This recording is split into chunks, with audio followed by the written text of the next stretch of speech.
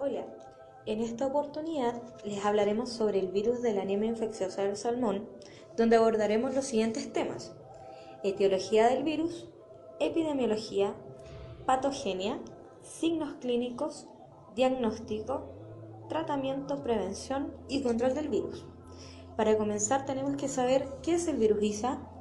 La anemia infecciosa del salmón, o ISA en sus siglas en inglés, es una enfermedad producida por el virus del mismo nombre, que afecta al salmón del Atlántico, que fue por primera vez reportada en Noruega en 1984, en Estados Unidos en el año 2001 y por último en Chile está presente desde 1999. Todos los mencionados anteriormente no mostraron signología clínica. Sin embargo, en junio del 2007, un centro de engorda situado en la zona central de la isla de Chiloé presentó un marcado incremento de mortalidad posterior a un brote de pichirectosis. Por su sintomatología se confirmó como un brote de ISA. Esta enfermedad es muy importante en la industria pesquera, ya que tiene alta mortalidad y morbilidad que conlleva grandes pérdidas económicas. Con respecto a la etiología, podemos decir que el virus pertenece a la familia Orthomyxoviridae, del género Isavirus, que se asemeja a los virus de influenza A y B. Esta enfermedad, que se presenta principalmente en la etapa del ciclo que se desarrolla en agua de mar, no afecta a otros peces, moluscos o productos del mar. Tampoco se presenta en seres humanos y está científicamente demostrado que es una enfermedad altamente específica.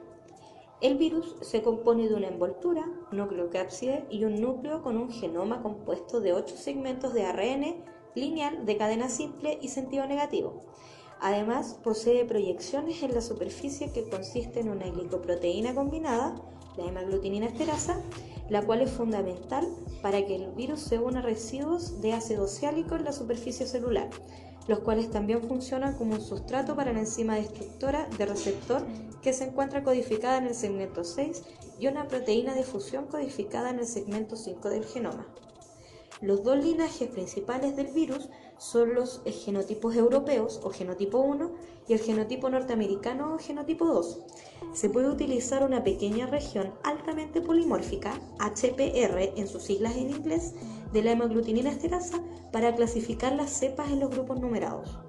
HPR0 y HPR00 comprenden los virus que se pueden detectar en los peces a través de PCR de transcriptasa reversa, pero no se pueden cultivar en líneas celulares utilizadas actualmente. Los virus que presentan supresión de la HPR, por ejemplo, aquellos virus clasificados como HPR1, HPR2, 3, etc., parecen ser más virulentos y pueden aislarse en cultivos celulares. En relación a la epidemiología, se sabe que el virus causa una enfermedad fatal y altamente contagiosa. La morbilidad y mortalidad pueden variar en gran medida en una misma jaula de red y entre jaulas de piscifactorías de agua salada y entre piscifactorías. La morbilidad y mortalidad también en el interior de una jaula de red puede empezar a niveles muy bajos. Lo habitual es que la mortalidad diaria oscile entre 0,5 y el 1% en jaulas afectadas, y en casos graves puede tener lugar una mortalidad acumulada superior al 90% durante varios meses. Si las jaulas de red con enfermedad clínica se sacrifican de inmediato, puede prevenirse la aparición de infección clínica por el virus con supresión de HPR en ese lugar. El virus es sensible a altas temperaturas, a la radiación ultravioleta, al ozono o en cultivo celular. Puede sobrevivir durante semanas a bajas temperaturas y a un pH 4 o más ácido.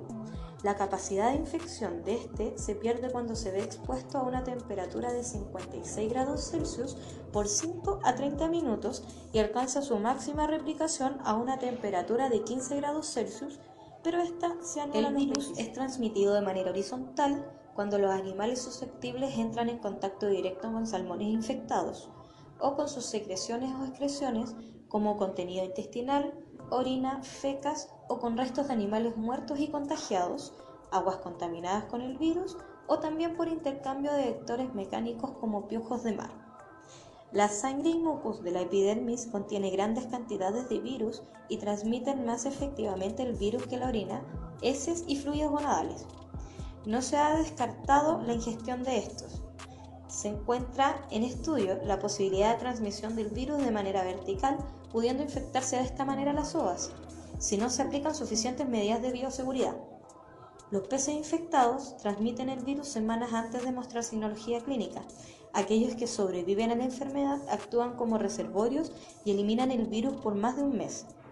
Dentro de las especies que actúan como vectores y reservorios, pero sin el desarrollo de un cuadro clínico, se encuentran la trucha común y la trucha arcoíris. Entrando de lleno a la patogenia, el virus ISA tiene dos glicoproteínas incrustadas en la envoltura viral, formando picos superficiales que consisten en una glicoproteína combinada, la hemaglutinina esterasa, que tiene una función dual, la porción hemaglutinante, que es responsable del reconocimiento y unión a la célula del hospedero, mientras que la porción esterasa es responsable de la destrucción enzimática de estos receptores, disolviendo la hemaglutinación y por lo tanto liberando el virus de la célula. La neuroaminidasa tiene como función romper la unión entre la hemaglutinina y las moléculas de ácido ciálico, esto con el fin de poder entrar a la célula blanco y permitir que los nuevos virus puedan salir de la célula y no quedarse agregados a esta. Ambas glicoproteínas de la envoltura, tanto la hemaglutinina esterasa como la neuroaminidasa, sufren cambios menores debido a mutaciones puntuales del genoma o cambios mayores debido al reordenamiento de genes entre dos virus diferentes que infectan una misma célula hospedadora. Estos cambios causan una enorme variabilidad del virus y dificultan la obtención de vacunas efectivas. Este patógeno se adhiere a los ácidos ciálicos acetilados que se encuentran en la superficie luminal de las células endoteliales, así como en los glóbulos rojos del salmón. También se ha demostrado replicación del virus en leucocitos y en macrófagos sinusoidales. Como se dijo anteriormente, la hemaglutinina esterasa del virus es responsable de la unión al receptor mediante un sitio de reconocimiento específico y conservado que se encuentra en su región globular externa. Por su parte, la neuroaminidasa también puede reconocer al receptor mediante un sitio análogo y además es capaz de romper la unión de ácido ciálico a las glicoproteínas celulares, por lo que puede liberar el virus de la superficie. Estos, ya adheridos a la superficie, son internalizados por endocitosis, es decir, mediante formación de vesículas que lo contienen en su interior. El ARN del virus y las polimerasas virales viajan desde el citoplasma hacia el núcleo del hospedero. Ya posesionados en el núcleo, se da inicio a la replicación y transcripción del material genético. La liberación de los virus al citoplasma celular requiere la función de la membrana vesicular y la del virus, un paso esencial dependiente de la hemaglutinina esterasa y de la acidificación de la vesícula, cambiando drásticamente su conformación a pH ácido e induce la fusión de las membranas. Conocida la patogenia, se pueden observar los signos clínicos. Las variantes virulentas del virus infectan a la mayoría de los órganos y se presentan en estrecha asociación con las células endoteliales de los vasos sanguíneos. La signología clínica que presentan los peces con ISA, descrita en el hemisferio norte, es la letargia, indiferencia al medio, exoftalmia, hemorragia en la cámara anterior del ojo, abdomen dilatado, a veces hemorragias epidérmicas y tendencia a ubicarse en el fondo de la jaula. En las lesiones macroscópicas más características se incluyen la anemia severa, branquias pálidas, hemorragias petequiales en la grasa visceral, ciegos pilóricos y ocasionalmente en músculo esquelético, ascitis, enteritis hemorrágica, esplenomegalia, coloración oscura y aumento del tamaño del hígado. Dentro de los hallazgos hematológicos más significativos son de un hematocrito inferior a 10% en estadios finales y en casos menos severos del 25 al 30%, frotis sanguíneos con eritrocitos vacuolizados o degenerados y presencia de eritroblastos con núcleos de forma irregular. Los parámetros alterados en los perfiles metabólicos encontrados en peces enfermos fueron colesterol bajo, creatinina aumentada, hipoproteinemia, hipoalbuminemia, hiperfosfatemia y aumento de las enzimas hepáticas, alanina-aminotransferasa, aspartato-aminotransferasa y fosfata sacarina. Para hacer un diagnóstico de esta enfermedad infecciosa, se basan en hallazgos clínicos y patológicos en combinación con pruebas de laboratorio que confirmen la presencia del virus. Las pruebas de laboratorio incluyen el aislamiento del virus en cultivo celular, seguido por su identificación inmunológica, PCR de transcripción reversa e inmunofluorescencia indirecta para detección de anticuerpos. En el caso del cultivo celular, los órganos utilizados son vaso, corazón y riñón. A partir de estos órganos se realiza un homogeneizado que es inoculado en cultivos celulares. En caso de presencia del virus, se observa un efecto citopático característico, que consiste en células vaculizadas que se rodean y separan de la superficie de crecimiento. Las células endoteliales que revisten internamente los vasos sanguíneos parecen ser las células dianas principales de ELISA, como se ha comprobado mediante inmunohistoquímica, con microscopía electrónica y mediante hibridación in situ. También se ha demostrado replicación del virus en leucocitos y en macrófagos sinusoidales a partir de resultados positivos para el virus en tinción de tejido renal, en la que se han empleado inmunohistoquímica. Dado que las células endoteliales son las células dianas, el virus puede replicarse en cualquier órgano.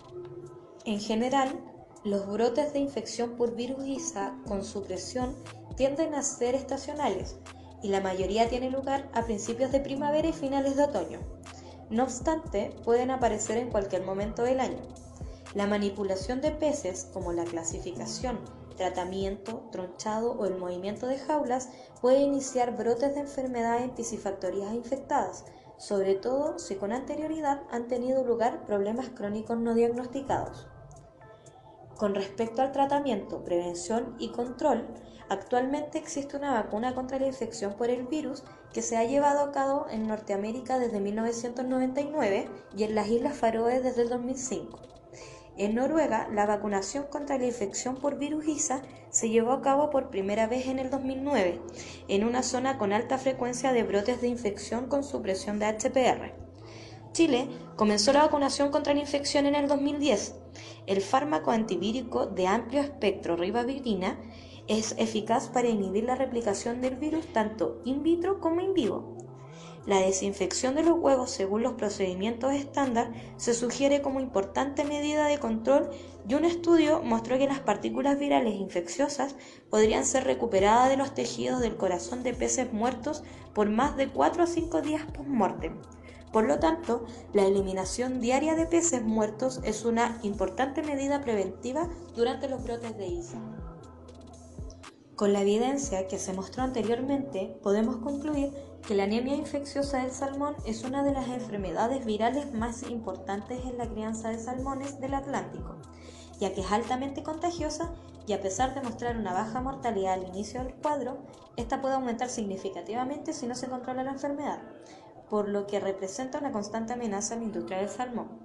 No obstante, el ISA es un agente en el cual la industria tendrá que seguir conviviendo, debido a pesar de que podemos aplicar disposiciones de bioseguridad que consideran la eliminación del agente de las superficies, la efectividad de estos aún no ha sido evaluada. Por otro lado, como cualquier enfermedad de origen viral, no responde a tratamientos antibióticos. Es por esto que es de suma importancia seguir ampliando el campo de investigación y este debe estudiarse a fondo ya que se trata de una enfermedad de muy reciente descripción. Y con esto nos despedimos. Esperamos les haya gustado.